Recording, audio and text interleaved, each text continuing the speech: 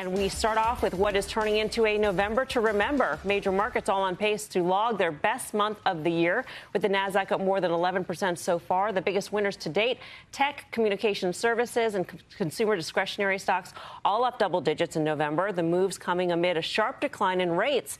The yield on the 10-year dropping from 4.8% at the start of the month to 4.4% now. The benchmark seeing its biggest monthly basis point drop since 2019. So do these trends continue through year end, or are tides set to turn after the holiday? The holiday meaning gobble gobble day, turkey day. Tomorrow. Tim. Well, a trend for yields, also one of the highest moves higher in yields the month before. But yeah, I mean, lower yields mean lower risk, at least they have for the market. And if you look at the VIX, the first place I would start is just say VIX is now below 13 and it's down 44% in 20 sessions, where equities are up almost 12%. You outlined how great a month it's been. The semiconductor space, which has had some extraordinary runs over time, has had its best month ever. And that's crazy when you think about it. And what it tells me also is, as great as this is, we've had an incredible run, and there may be some complacency again. I don't know if this is bullish. I'm not bearish, but I do think you have a case where the market hasn't really widened out. There isn't a lot of breadth. There's a lot of concentrated trades that are crowded that I think a lot of folks into year end are chasing. So I think we can go higher, but I don't love the setup here. It's been such a great run. There are mixed signals too. I mean, you highlighted semiconductors, which had an extraordinary run, but that cyclical sector's move is not being confirmed by commodities, for instance, Stuart. Yeah, I think that's right. Look, our view is you're going to be higher into year end. We do expect the leadership of the year to kind of lead us into the close of the year as well. Don't expect PMs to take a whole lot of risk outside of what's worked, this late in the year. And look, if you look at it, lower yields, tighter credit spreads, lower oil, that's all equity positive. It has been narrow leadership, but our view is that narrow leadership is for a reason. The stocks that have won this year are the stocks that are generating earnings. So when you link it back to fundamentals, I think it becomes a little less scary. Yeah, I mean, our view is continue to move higher into year-end. Seasonals are strong. Hopefully we get what we expect out of a solid jobs number, decent CPI print, Fed on hold, and markets and leadership work into year-end. Yeah, and Steve Grasso, as I recall, you're still leaning into the Mag 7 here.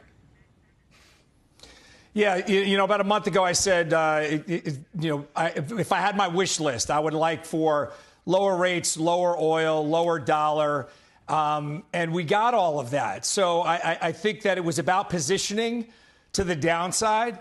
It's about positioning to the upside. So I don't think there's a reason to sell the market, but I do think that things are a little expanded to the upside right now. So maybe a little bit of reversion or maybe a little bit of sideways action into year end. But I am not getting bearish just yet. I think this is really the start of something new. Guy, I believe you're long-term bearish, but shorter term, are you bullish?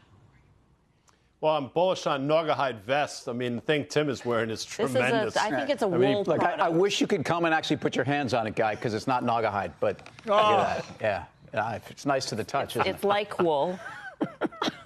It's pretty remarkable. I mean, leading economic indicators have been drifting lower for the last 18 months. Personal savings rate down. I mean, if you listen to a lot of these retailers over the last couple of weeks, they all seem to paint the same picture, yet the market just levitates. And, kudos to everybody on the desk but me, because I think they've all been pretty constructive into year end. Yields moving lower is clearly a factor, but yields are moving lower because things are slowing down. So, I don't really know how to game this out. If you had told me yesterday, Mel, that Nvidia would be trading in the mid 480s, where's the S&P? I'm like, we're down 50 handles, and here we are. We closed up 15. NASDAQ at levels we last saw, I think, in March of 2022. So it's a pretty remarkable run in the face of some pretty, I think, ominous signs. You would think, to your point, Guy, that the one stock that symbolizes the really big sector that was a huge catalyst for the markets at the time when the markets really needed a catalyst this year, but that stock trading lower on the back of an okay earnings report, pretty good earnings report, but not knocking the cover off the ball earnings report.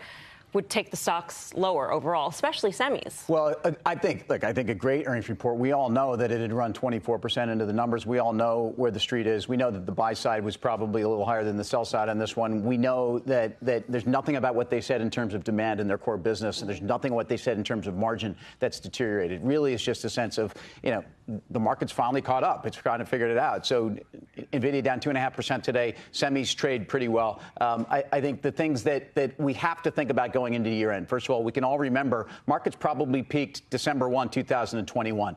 22 was a terrible year, and equal weighted since that point has had a terrible run.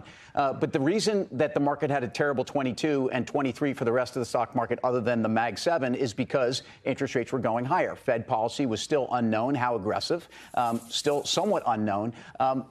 Now we come out of the third quarter. We know we've had annualized GDP at 2.9%. I know it's backward looking, but we had jobless claims numbers today. And, what they tell you is the job market's still not that weak. Today's is somewhat of a coincident indicator. I know the labor, numbers often are backward looking, but until the consumer falls out of bed, the economy's not falling out of bed. And this is an environment where I think that just, again, the sequencing and the timeline for absolute reason to be